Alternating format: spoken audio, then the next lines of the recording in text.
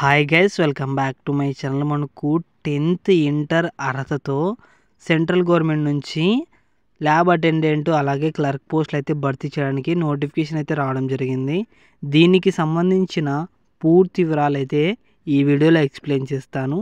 Skip చేయకుండా అయితే చూడండి. కొత్త వాళ్ళు ఎవరైనా వచ్చినట్టయితే లైక్ చేయండి, సబ్స్క్రైబ్ చేయండి గైస్. ఇక వీడియోలోకి వెళ్ళినట్టయితే మనకు ఫిబ్రవరి 18వ తేదీ అయితే నోటిఫికేషన్ రావడం జరిగింది.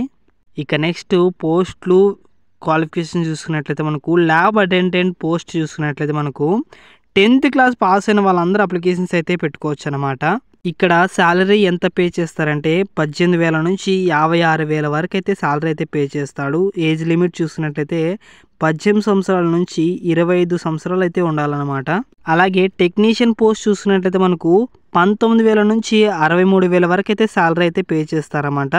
ఏజ్ లిమిట్ చూసినట్లయితే 18 సంవత్సరాల నుంచి 28 సంవత్సరాలు అయితే ఉండాలన్నమాట. ఇక్కడ ఇంటర్మీడియట్ క్వాలిఫికేషన్ అయితే ఉండాలన్నమాట. సైన్స్ సబ్జెక్టు 55% ఆఫ్ మార్క్స్తో మీరు పాస్ అయి ఉండాలి. అలాగే 1 year diploma in medical laboratory technician అంటే DMLT కోర్స్ అయితే కంప్లీట్ చేసి ఉండాలన్నమాట 1 year. అలాగే అప్పర్ డివిజన్ క్లర్క్ పోస్ట్ చూసినట్లయితే మనకు 25,000 నుంచి 81,000 వరకు అయితే శాలరీ అయితే పే చేస్తారు. ఏజ్ లిమిట్ చూసినట్లయితే మనకు 18 సంవత్సరాల నుంచి 27 సంవత్సరాలు అయితే ఉండాలన్నమాట. దీనికి డిగ్రీ క్వాలిఫికేషన్ అయితే ఉండాలి. అలాగే టైపింగ్ స్పీడ్ అయితే ఉండాలన్నమాట. 35 words per minute అయితే టైప్ చేయాలి ఇంగ్లీష్ వర్డ్స్, లేదంటే 30 words per minute Hindi type చేసే వాళ్ళైనా ఈ జాబ్కి అయితే అప్లికేషన్స్ అయితే పెట్టుకోవచ్చు అనమాట. అలాగే లోయర్ డివిజన్ క్లర్క్ పోస్ట్ చూస్తున్నట్లయితే మనకు 19,000 నుంచి 63,000 వరకు అయితే శాలరీ అయితే పే చేస్తారు.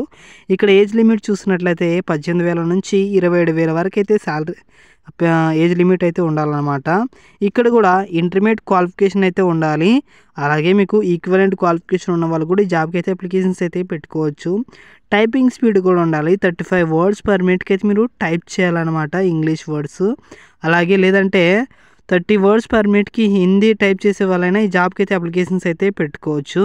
ఇక నెక్స్ట్ సెలక్షన్ ప్రొసీజర్ చూసుకున్నట్లయితే లోయర్ డివిజన్ క్లర్క్ పోస్టు అలాగే అప్పర్ డివిజన్ క్లర్క్ పోస్ట్ చూసుకున్నట్లయితే మనకు ఇక్కడ సబ్జెక్ట్స్ అయితే ఉంటాయి.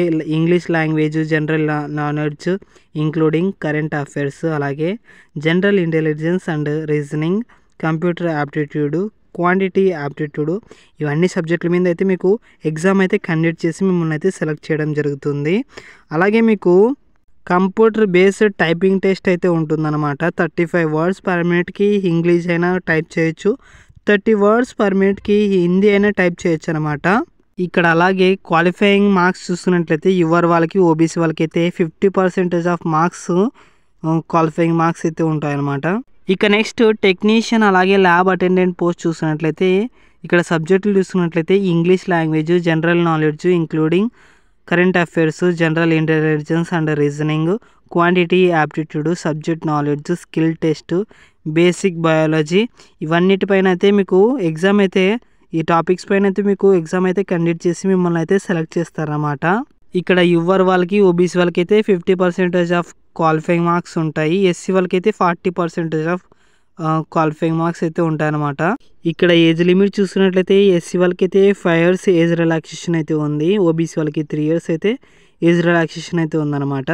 ఇక నెక్స్ట్ ఫీ చూసుకున్నట్లయితే మనకు లోయర్ డివిజన్ క్లర్క్ పోస్ట్ చూసుకున్నట్లయితే యువర్ వాళ్ళకి, ఓబీసీ వాళ్ళకి అయితే 2,000 అయితే పే చేయాలి. అప్పర్ డివిజన్ క్లర్క్ వాళ్ళు, టెక్నీషియన్, ల్యాబ్ అటెండెంట్ ఈ 4 పోస్టులకు గాను యువర్ వాళ్ళు, ఓబీసీ వాళ్ళు అయితే 2,000 అయితే పే చేయాలి. ఎస్సీ ఉమెన్ వాళ్ళు అయితే 1,600 అయితే పే చేయాలన్నమాట.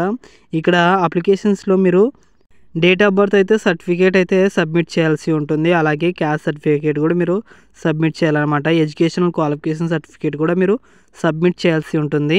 దీని యొక్క అఫీషియల్ పేజ్లో మీరు అప్లికేషన్స్ అయితే పెట్టుకోవాలన్నమాట. ఇంకా మనకు నోటిఫికేషన్ అయితే రావడం లేదు.